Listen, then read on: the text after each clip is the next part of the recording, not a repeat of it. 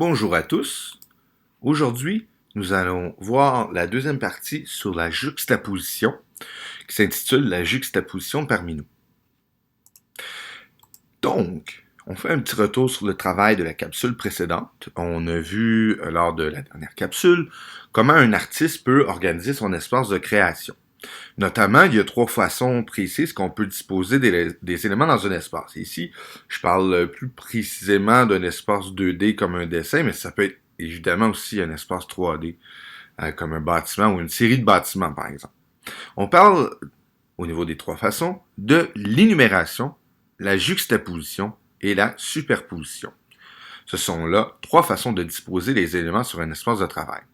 Nous n'avons vu que la juxtaposition jusqu'ici, mais nous serons appelés à voir les autres façons dans les semaines qui vont suivre, bien sûr. Et d'ailleurs, on va voir les trois autres façons de disposer les éléments et tout cela va nous servir à un travail que je vais expliquer un peu plus tard. Sachez que la juxtaposition existe autour de nous. Eh bien, quand on prend le concept de base de la juxtaposition dans n'importe quel élément, dans n'importe quelle catégorie on va le mettre, eh bien, ça consiste principalement à disposer deux choses, deux objets, deux formes, près un de l'autre. Et généralement, l'objectif de ça, c'est de permettre, entre autres, de les distinguer. Ça peut être au niveau des couleurs, ça peut être au niveau des formes, ça peut être au niveau des dimensions, ça peut être tout ça en même temps. Bref, plusieurs éléments vont nous permettre de distinguer deux choses qui vont être placées tout près de l'autre. Évidemment, nous, dans le cadre du cours d'art, on a vu la juxtaposition lors de la création du dernier projet, qu'il fallait placer des formes similaires très près une de l'autre, en fait, pour que ça se touche, mais que ça ne se chevauche pas. Donc, c'est quand même important là-dessus. La juxtaposition, au niveau de ce qu'on a vu, nous, en art, il n'y a pas nécessairement de chevauchement. Mais si on veut parler juste de la juxtaposition en tant que telle autour de nous, ça se peut qu'il y en ait un peu de chevauchement. Mais on va prendre l'exemple de la juxtaposition et comme je disais, à la suite de cette vidéo-là, on va pouvoir constater qu'il y en a plusieurs autour de nous et à plusieurs niveaux. Les exemples de juxtaposition, on va en voir plusieurs. Et les exemples que je vais prendre, je vais les utiliser en me fiant plutôt sur le concept de juxtaposition en photographie. Donc, un petit peu de différence ici au niveau des arts, mais vous allez comprendre, surtout avec l'activité, qu'est-ce que je veux vous faire relever à travers tout cela. Ce concept est fortement utilisé dans la création de publicité, entre autres. Souvent, on va utiliser la juxtaposition pour passer un message, par exemple. Pour augmenter l'effet de l'image. Je me rappelle très bien, lorsque j'étais jeune, qu'on parlait de pollution et que j'avais vu une image qui ressemblait à une île constituée d'ordures, donc une île de poubelle. Et c'était fait comme un iceberg. Et le message était un peu pour dire, ben, ce qu'on voit, ce n'est que la pointe de l'iceberg, le problème est beaucoup plus gros. Et il y avait un message transmis à travers cette image-là, qui était un concept intéressant. À côté, on avait un tout petit bateau. On pense initialement que, bon, il y a un tout petit problème, là, il y a une petite monticule de rien, d'une petite montagne de déchets, mais dans les faits, le problème est beaucoup plus gros. Et c'est un peu ce genre de juxtaposition-là, ce genre d'effet visuel que je veux que vous observiez, entre autres. Et évidemment, ça l'aide en voyant plusieurs exemples photographiques. Donc ici, on a l'exemple d'un petit objet dans un grand espace. C'est souvent utilisé pour vendre des espaces à visiter, des publicités touristiques, entre autres. On va mettre en perspective une personne, un être humain dans cette immensité. Donc on a l'exemple ici, évidemment, de ce qui m'apparaît être un homme et le désert, bien sûr. Donc, vraiment, l'être humain ici est tout petit dans cette immensité. Donc, on voit quand même ici le contraste qui est entre le petit individu et le grand espace. C'est un concept qui est souvent utilisé en photographie. Maintenant, on a les exemples de couleurs sombres et couleurs claires, par exemple, ou les couleurs chaudes et couleurs froides. Ici, couleurs chaudes, là, on parle de rouge, orange. Par exemple, couleurs froides, on parle de bleu. On va parler, par exemple, d'un peu plus violet, mauve, etc. Donc, il y a des contrastes qui peuvent être intéressants à ce niveau-là. Évidemment, on peut aussi parler de l'ombre et de la lumière en tant que telle. C'est d'ailleurs au niveau des tons et des teints et des contrastes comme ça, un concept qu'on va voir plus précisément dans les prochaines semaines, mais si j'ai à parler de juxtaposition autour de nous, c'en est quand même un. Le vieux et le nouveau, maintenant, ça, c'est quelque chose qui peut-être est dans votre voisinage même, dans votre ville. Peut-être autour de vous aussi, vous avez peut-être une vieille pièce où vos parents ont une vieille pièce d'antiquité dans le salon qui fait un joli contraste avec, par exemple, votre télévision neuve. Ici, on a l'exemple d'un vieux bâtiment avec des bâtiments plutôt récents. C'est des contrastes qui sont quand même assez visuels, c'est des contrastes intéressants. Donc la juxtaposition, même s'il y a un chevauchement ici, là, est quand même assez clair.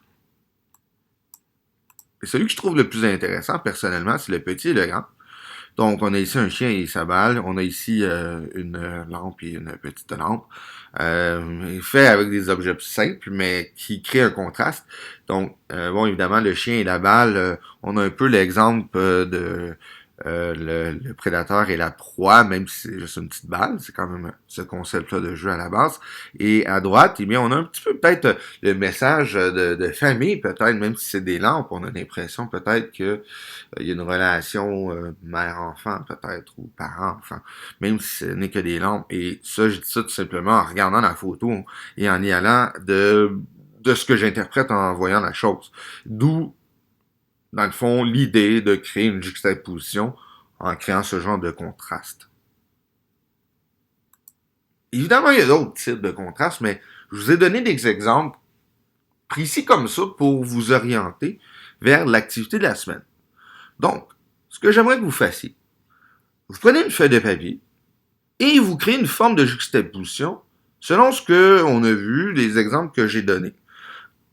Si des fois vous trouvez quelque chose d'autre, je pense pas qu'il y a vraiment de problème. L'important, c'est vraiment de créer une juxtaposition avec contraste. Donc, évidemment, vous pouvez choisir un contraste de petit objet dans un grand espace. Vous pouvez aussi utiliser le contraste de couleur ou d'ombre, ainsi que de clarté. Là, il y a vraiment beaucoup de possibilités.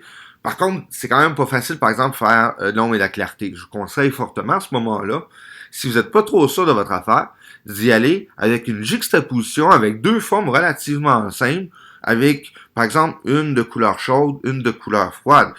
Je vous donne un concept très simple. Vous faites des bonhommes sourires. Un qui est orange et l'autre est bleu. Voilà, on a fait un contraste avec une juxtaposition en utilisant des couleurs chaudes et des couleurs froides. Ça n'a pas besoin d'être compliqué ce que vous allez faire. L'important, c'est de créer. Mais aussi, j'y reviens, mais j'aimerais ça qu'il y ait un message quand même. Contraste de vieux et de nouveau, si ça peut être intéressant. Vous pouvez acheter, par exemple, je donne un exemple très banal, une horloge moderne digitale à côté d'une horloge grand-père, par exemple. Ça peut être ça. Ça peut être aussi un contraste de petits et grands objets, évidemment. À ce moment-là, les options sont immenses. Mais, comme je vous disais, allez-y de forme ou d'objet simple. L'important, c'est que le contraste dans la juxtaposition doit être clair. La couleur est suggérée, surtout si, évidemment, tu fais de la juxtaposition de couleurs, mais pas essentielle, c'est pas obligatoire. C'est sûr que j'aime ça de la couleur, mais ça va dépendre de ce que vous faites. Et ce qui est surtout important, et ce qui va donner les points au final, c'est ça, c'est que vous devez rédiger un court texte de 5 à 10 lignes qui va accompagner votre réalisation. Et répondez aux questions suivantes. En fait, c'est pas mal un peu la même question avec des sous-questions. J'aimerais ça que vous m'expliquiez la signification de votre juxtaposition. Évidemment, avant de faire la juxtaposition, pensez à un contraste que vous voulez créer. Pensez peut-être à un message que vous voulez véhiculer en créant un contraste. J'ai donné l'exemple du iceberg tantôt et des ordures. Ça peut être quelque chose qui peut vous allumer à ce niveau-là pour vous orienter un peu vers quoi vous pouvez utiliser la juxtaposition.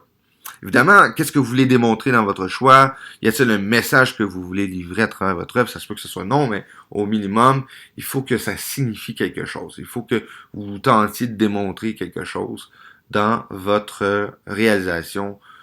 Donc, c'est quand même l'élément essentiel du travail.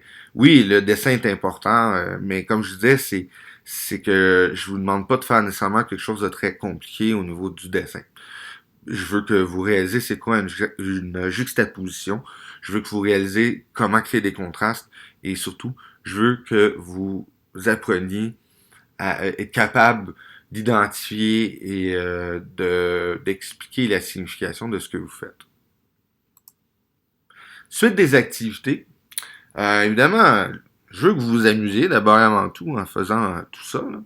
Mais c'est juste pour vous informer de la suite des choses. On va continuer à apprendre comment utiliser l'espace de création, notamment. Là. Il y a deux concepts qu'on n'a pas vus encore. Et à l'intérieur de ces concepts-là, il y a d'autres éléments, là, des sous-concepts qu'on va aller voir. Et puis, avec tout ça, on va, par exemple, aussi voir des concepts de contraste, de couleurs, de tons et de teintes, comme j'ai dit précédemment. Donc, c'est pour vous donner une petite idée de ce qui va suivre.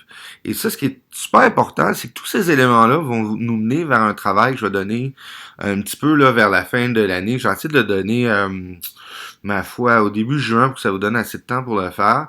Et c'est un travail beaucoup plus complet qui va vous demander, dans le fond, de créer un dessin qui va regrouper plusieurs éléments provenant de ces différents concepts. Il va donc être important de suivre au minimum les concepts, les capsules envoyées dans les prochaines semaines pour bien comprendre les concepts qui seront à voir. Est-ce que c'est obligatoire de faire les travaux? Non. Mais évidemment, si vous voulez augmenter votre note, moi, ce que je vous conseille, l'idéal, évidemment, c'est de vous amuser d'abord avant tout. Faites les petits exercices que je vous demande, ils sont pas super compliqués. Ça peut peut-être changer le mal de place aussi parce qu'on va être tanné de faire les mêmes choses. Et puis, surtout, c'est que c'est comme toute chose pratique à faire des éléments qui vont te servir plus tard.